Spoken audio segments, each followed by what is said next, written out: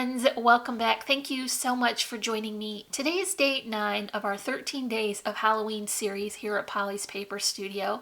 If you're just joining in, you can find links to the first 8 days at the top of the description so you can get caught up. For today's card, we are creating a Halloween banner with no doily and no flowers, which is a shock to everyone, including myself. But I am using some stamped and colored pumpkin images that I prepared while we were camping and created a very fun and festive Halloween card. So stick with me and we'll make this together. So before I get started with my project today, I did want to show you this little binder, and often in my videos I refer to I colored this while we were camping, or I made these flowers while we were camping. And so what I mean by camping is we have an RV and we go to the lake, and I like to keep busy in my downtime, so I bring some kind of craft and then I can do it at the dinette, and then I'll have some supplies ready when I get home to work with. So here's the little binder that I keep my stamped images in. This is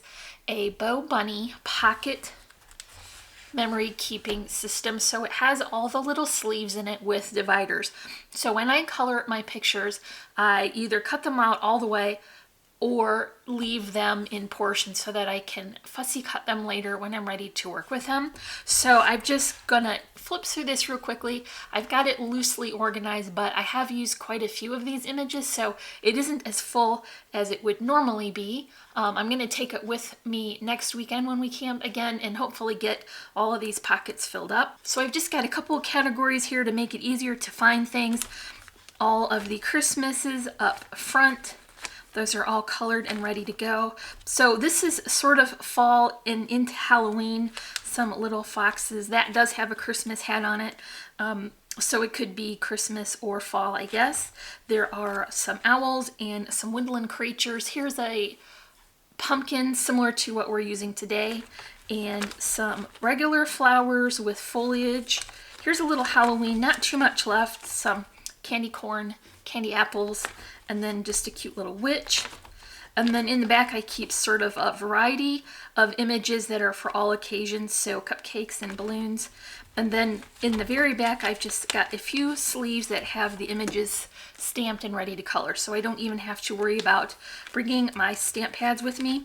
I can just pull one of these out and work on it while we're camping. So that is the binder I'm referring to when we go camping and I'm doing crafts. I'm also working with this whimsy stamp Halloween sentiment. This is called You're My Boo. I really love the large scripty font sentiments, and sometimes it can be a challenge figuring out how to work them into cards with a lot of pattern paper, but I think I worked it out pretty well for today's project, and I stamped that with my Memento Tuxedo black ink, and it was a very nice crisp image. And then I'm also using these nested banners from Bo Bunny, and I'm using 2 that are different size so that I can stack them and have all the detail. My card base ready with some of the pattern paper on the inside.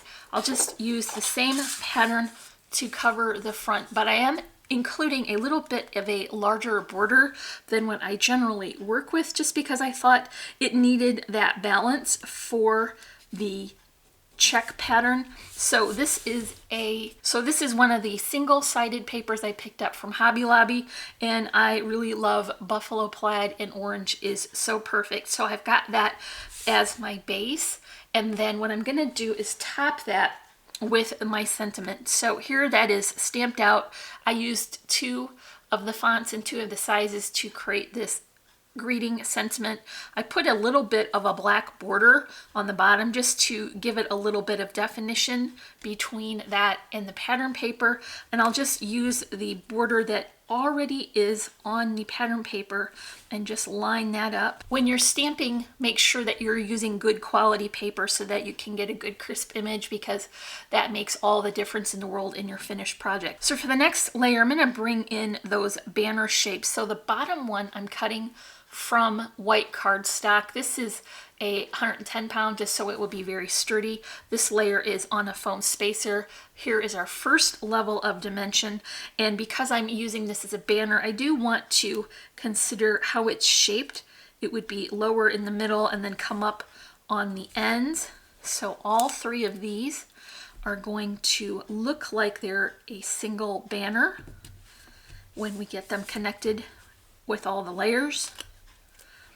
Here is the last one. I'm also bringing in some die cut stars. I've got black and then I've also got silver so that I can get a more layered look. I want one of these at each end of my banner, so I'm going to add that now. I'm just attaching that with hot glue. My next layer, sorry if that's hard on your eyes on camera, is a stripe, and this comes from my Hocus Pocus 6x6 paper pack from Whimsy Stamps as well. That is cut with the smaller size of the same die so that I know it will line up perfectly.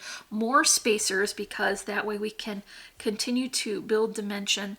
So I'll just lay that on there and attach that. There's one for each larger banner shape. Then I've got my 3 pumpkins all set. So I know this one came from Hello Bluebird, but I pulled them out of my binder and I wasn't sure exactly which brand they were. I know that one is Hello Bluebird, but I just picked one that's a little bit taller for the middle, so this one's a little shorter and wider. These are popped up on spacers as well. I should mention that I colored these pumpkins with my Spectrum Noir Tri-Blend markers. I really love those for camping because you can have all of the tones and shades that you want for each color without having to bring 3 markers for each one. So that is a great space saver for me when we're packing up to go. Okay, I've got a couple more of these stars to layer in, and what I want to do is bring them over and under a little bit so that I can support this on the raised section. I'm just going to hot glue that in as well. So I'm just tucking that right underneath of that pumpkin layer. And I've got my silver stars as well. So I'm just using odd numbers of each of those stars. And then I'm going to bring in this tinsel. This came from the Dollar Tree and it just has a little garland on it. And what I want to do is kind of shape it. I laid it out earlier when I was planning this project and I think I can get it to work exactly where I want it, but it was a little unruly, so this is a bit of an experiment. So I think if I glue it down on each side on that larger black star, I can cover this cut edge with my bow. I think it would be easier to arrange now that one side is glued down. And then I'll glue this side down as well to anchor it to the other side. I've prepared a couple of small layered bows here. These are both from Wrinkle Ribbon. The one on the bottom is charcoal and then that one is orange. These are both from Really Reasonable Ribbon.